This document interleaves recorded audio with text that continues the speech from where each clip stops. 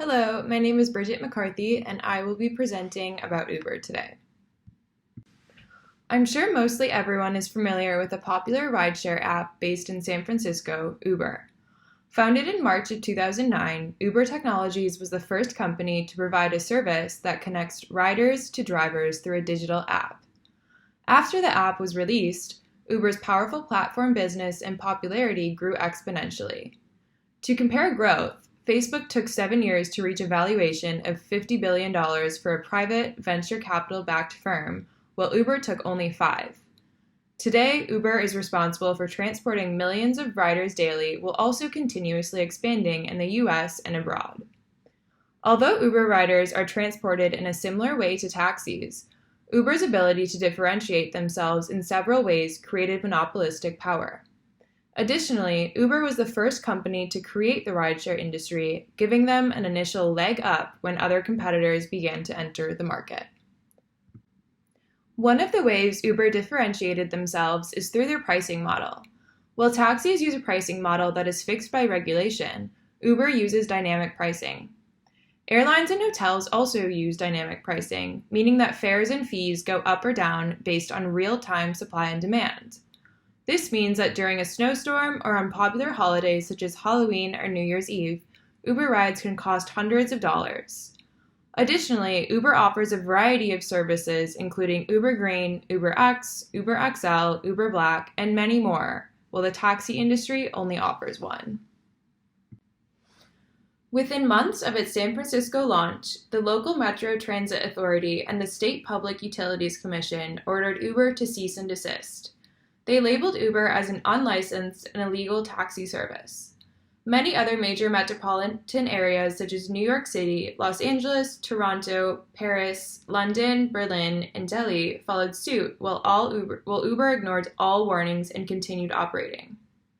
Additionally, Uber told its New York drivers that they could not work for both Uber and Lyft because of city regulations, when no such regulations exist. Uber relies heavily on the independent contractor model to provide a cheap workforce that drives around its customers. In December of 2013, Uber was served with a lawsuit on behalf of over 350,000 current and former Uber drivers in California and Massachusetts. The lawsuit argued that Uber drivers should be classified as employees, not independent contractors.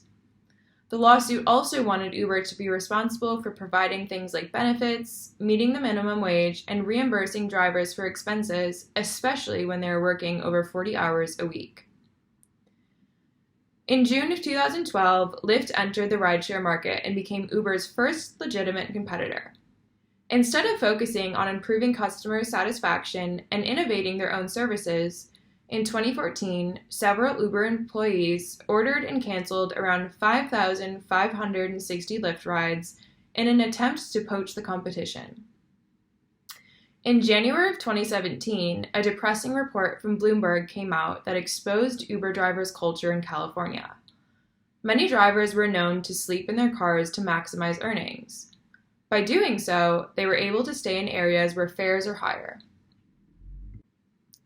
Also during January of 2017, Trump made an executive order that banned refugees and immigrants from certain countries from entering the United States. As a result, a union representing taxi drivers refused to pick up passengers from JFK as a form of protest against this new order. Uber saw the protests as an opportunity to profit off of taxi drivers on strike, and they sent out an announcement to NYC passengers that their surge pricing would be turned off during this time. This is the same surge pricing that they refused to turn off amidst the 2012 Hurricane Sandy hitting NYC and all of its transportation options. The hashtag #DeleteUber started trending on Twitter, and Uber responded to the hashtag by saying that its surge pricing message was not an attempt to capitalize on the taxi drivers' strike. Additionally, when Uber customers tried to delete their accounts, there was not an easy way to do so.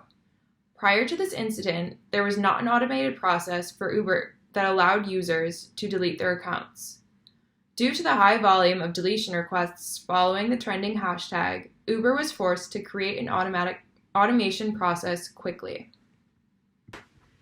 1 month later, in February of 2017, ex-Uber employee Susan Fowler published a blog post highlighting the gender discrimination she experienced during the year she worked for Uber. Susan started at Uber in November of 2015 when it was a great time to join as an engineer. On her first official day rotating her new team, her new manager sent her a string of messages over company chat regarding his open relationship status.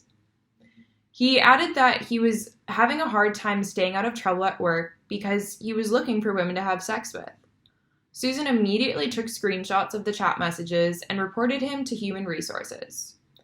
Because Uber was a good-sized company at the time of this incident, Susan expected the situation to be handled appropriately.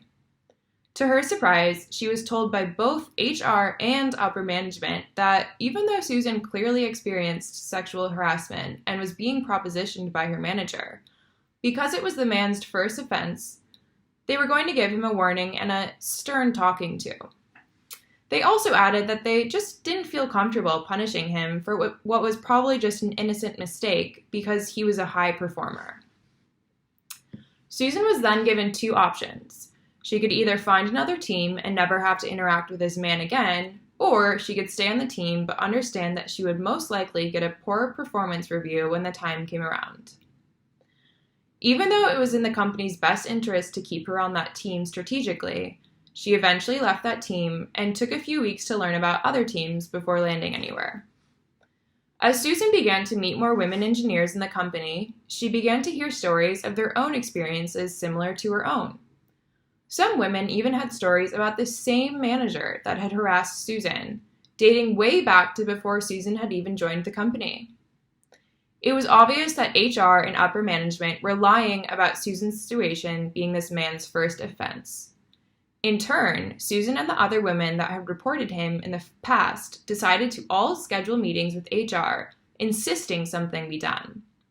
In Susan's meeting, she was told that none of the other women they met with had nothing bad to say about him.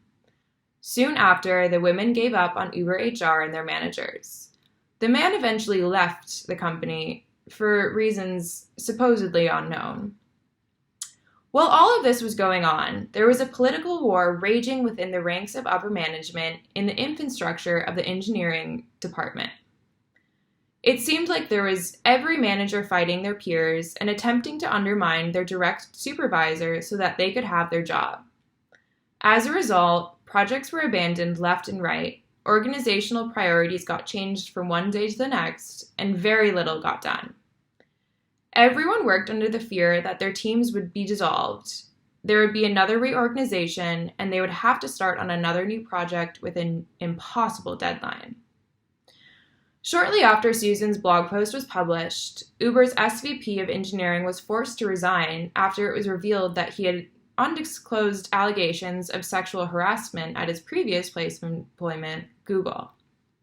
This led CEO Travis Kalanick to order an urgent investigation regarding the gender bias and sexual harassment at Uber, led by U.S. Attorney Eric Holder.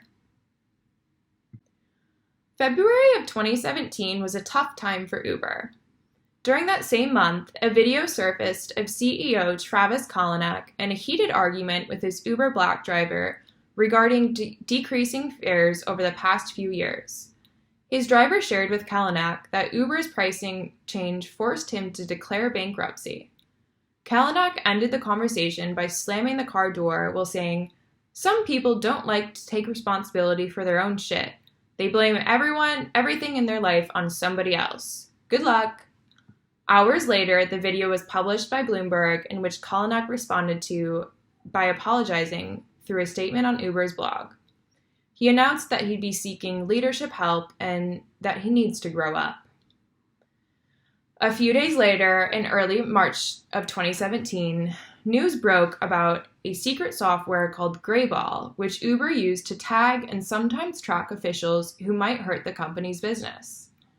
In the cities that Uber had legal troubles in, local officials and law enforcement were identified using geofences, burner cell phone number records, and credit cards. If any of these tagged individuals tried to hail a ride, Uber would use the Greyball software to show them a fake version of the app, complete with non-existent cars that would never pick them up. On the same day this news broke, Ed Baker, Uber's VP of Product and Growth, resigned after 3 years at the company. His resignation followed after Baker's questionable actions regarding his sexual relations with another employee were brought up. In March, after 6 months on the job, Uber president Jeff Jones resigned from his position. His exit was caused by the ongoing string of scandals and bad press that had plagued the company. Also, later, in April, one of Uber's only female executives, Rachel Whetstone, left the company.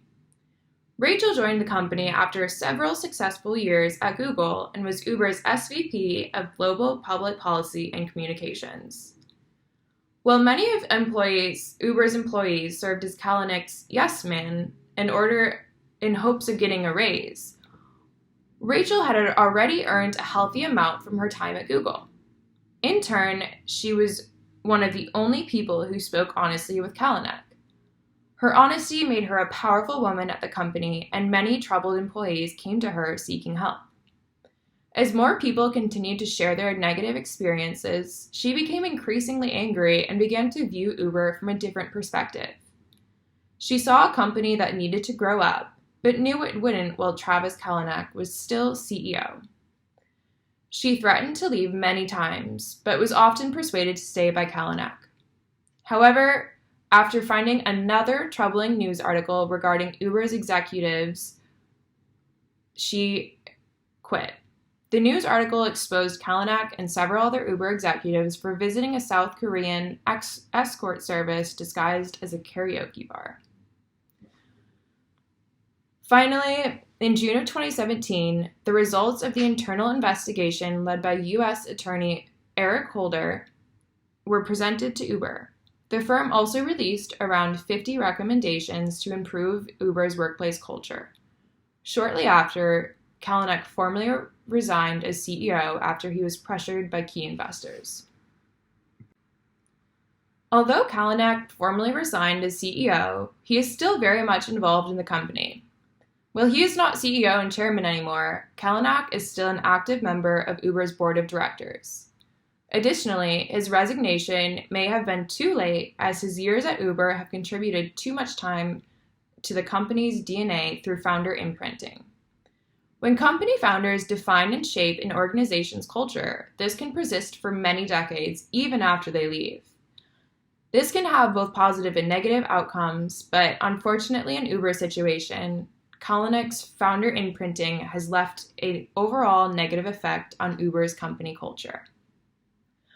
Moving forward, I would advise Uber and other companies alike, as the gender discrimination and sexual harassment allegations seem to be a common factor amongst tech-based companies, to invest in an ethically sound human resources department. When employees don't feel safe at work and do not feel listened to, their work suffers, which ultimately hurts the company and its reputation. Additionally, I think Uber should have waited longer to launch their app. There were several issues that arose within the first few months of their app that could have been avoided with the proper planning, permits, etc. Finally, I would advise Uber to work on their corporate social responsibility. I would also advise them to completely cut ties with Kalanick by taking him off the board of directors, as he has done nothing but create bad press for the company. In the meantime, I will be using an alternative rideshare option such as Lyft for any rideshare purposes. Uber no longer has a monopoly on the rideshare market, and I will be acting accordingly.